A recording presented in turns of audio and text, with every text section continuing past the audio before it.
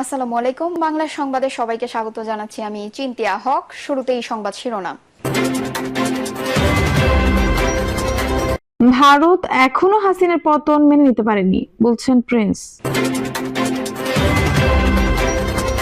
এদিকে এখন যুদ্ধ সমাবেশ মিছিলের নয়, সাইবার যুদ্ধ, বলছেন ফখরুল।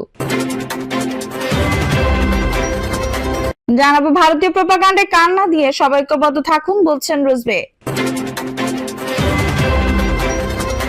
নূর ইসলাম নয়ন নাজিমুদ্দিন আলম অনুসারীদের সংঘর্ষে আহত 50।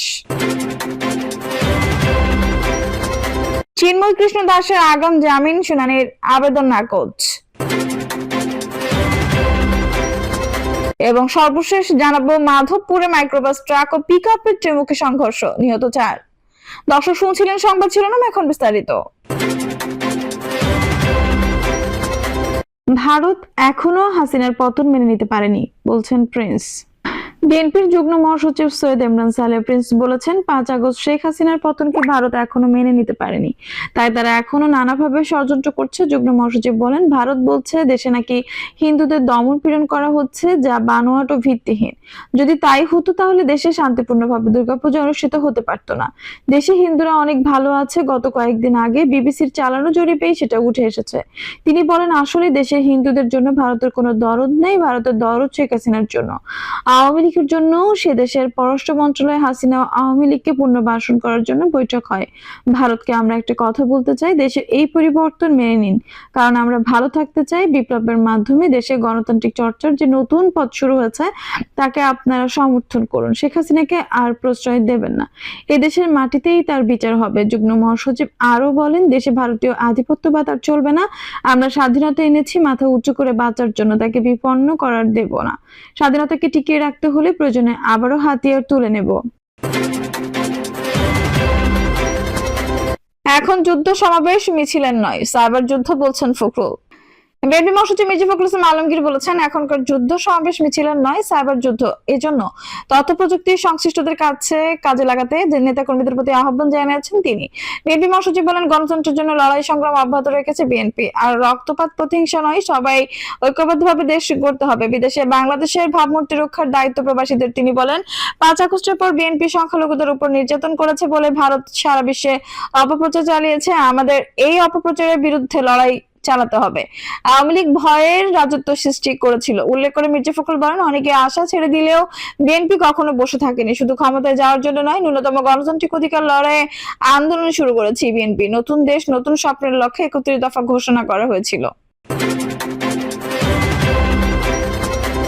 ভারতীয় প্রোপাগান্ডায় কান না দিয়ে সবাই ঐক্যবদ্ধ থাকুন, বলছেন রুজবে।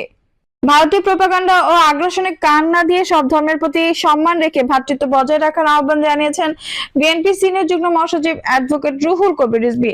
ভারত প্রোপাগান্ডা ও আগ্রাসন দিকে মনোযোগ না দিয়ে সবাইকে কাঁধে কাঁধ মিলিয়ে ঐক্যবদ্ধ থাকার পরামর্শ দেন রিজভী। এছাড়া দেশের পণ্যের ব্যবহার বাড়াতে জনগণকে আহ্বান জানান তিনি। রিজভী বলেন, পতিত সরকার ভারতের সঙ্গে বিভিন্ন ব্যবসা বাণিজ্য চুক্তি করে জনগণকে তাদের অধিকার থেকে বঞ্চিত করেছে। কোনো পূর্ব শর্তকতা ছাড়াই পানি ছেড়ে নোয়াখালী, ফেনী ও কুমিল্লায় ভয়াবহ বন্যায় মানুষের জনমালের ব্যাপক ক্ষয়ক্ষতি করেছে। তিস্তার পানি জনগণের জন্য না রেখে ভারতের কাছে দিয়ে নতজনের সম্পর্ক বজায় রেখেছিল হাসিনা।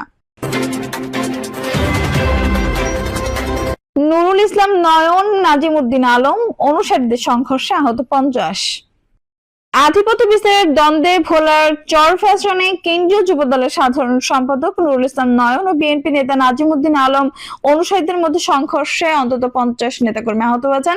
মঙ্গলবার রাতে দক্ষিণ আইসা থানাধীন সদর আইসা বাজারে এই সংঘর্ষ হয়। এই সময় 5টি মোটরসাইকেলে ভাঙচুর করা হয়েছে। সংবাদ পেয়ে দক্ষিণ আইসা থানা পুলিশ পরিস্থিতি নিয়ন্ত্রণে আনে। পরে এলাকাবাসী আহত ব্যক্তিদের দক্ষিণ আইসা গণস্বাস্থ্য হাসপাতাল ও চর ফ্যাশন উপজেলা স্বাস্থ্য কমপ্লেক্সে ভর্তি করে। আজ দুপুর 2টা পর্যন্ত ঘটনাস্থলে পরিস্থিতি থমথমে। স্থানীয় সূত্র জানায়, জাতীয়তাবাদী যুব দলের কেন্দ্রীয় সাধারণ সম্পাদক নুরুল ইসলাম নয়নের অনুসারী সংগঠনের কেন্দ্রীয় সদস্য সিরাজুল ইসলাম সবুজ খানের নেতৃত্বে মঙ্গলবার রাতে একটি সভা হয়। একটি সভায় প্রতিবাদ সভা হয়, পরে তারা মিছিল বের করেন। এ সময় সাবেক সংসদ সদস্য নাজিমুদ্দিন আলমের অনুসারী কিছু নেতাকর্মী পাল্টা মিছিল বের করে। এতে দুই পক্ষের মধ্যে ধাওয়া পাল্টা ধাওয়া শুরু হয়, এক পর্যায়ে তা সংঘর্ষে গড়ায়। সংবাদ পেয়ে দক্ষিণ আইসা থানা পুলিশ পরিস্থিতি নিয়ন্ত্রণে আনে। সবুজ খানের ভাষ্য, নাজিমুদ্দিন আলমের অনুসারীরা আগের বুধবার দক্ষিণ আইসা বাজারের ঢালচর ইউনিয়ন যুবদলের যুগ্ম সাধারণ সম্পাদক আলমারির মাতব্বর ও চারমানিকা ইউনিয়ন বিএনপির সাবেক সহ সভাপতি ও শ্রমিক দলের সভাপতিকে মারধর করেন, কিন্তু নুরুল ইসলাম নয়নের অনুসারী বিএনপি নেতা রেজাউল করিম খন্দকার সহ কোনো নেতাই তাদের পাশে দাঁড়াননি। এসবের প্রতিবাদে তিনি মঙ্গলবার সন্ধ্যায় কর্মসূচি ডাকেন। নাজিমুদ্দিন আলম অনুসারীরা পাল্টা মিছিল বের করে তাদের মিছিলে হামলা করে। এতে এই পক্ষের 32 জন নেতাকর্মী আহত হয়েছেন।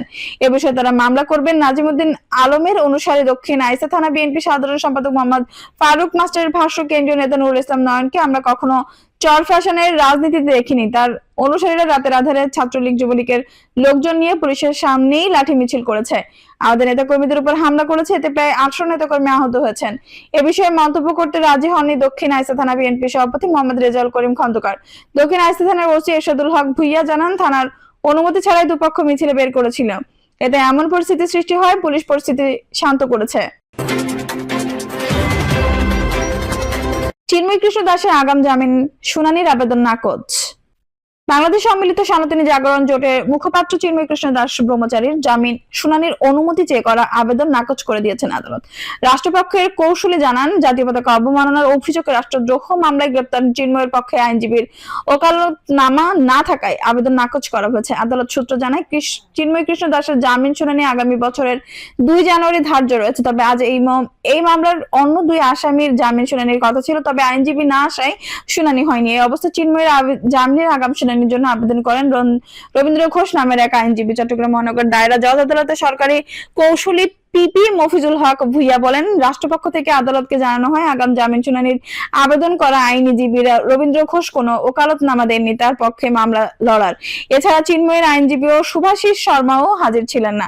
এতে আদালত আইনজীবী রবীন্দ্র ঘোষের করা আবেদন নাকচ করে দেন না। জানতে চাইলে রবীন্দ্র ঘোষ বলেন, নিরাপত্তার কারণে চিন্ময়ের আইনজীবী 3 ডিসেম্বর শুনানিতে অংশ নিতে পারেননি, এই জন্য আজ আগাম জামিন শুনানির আবেদন করা হয়।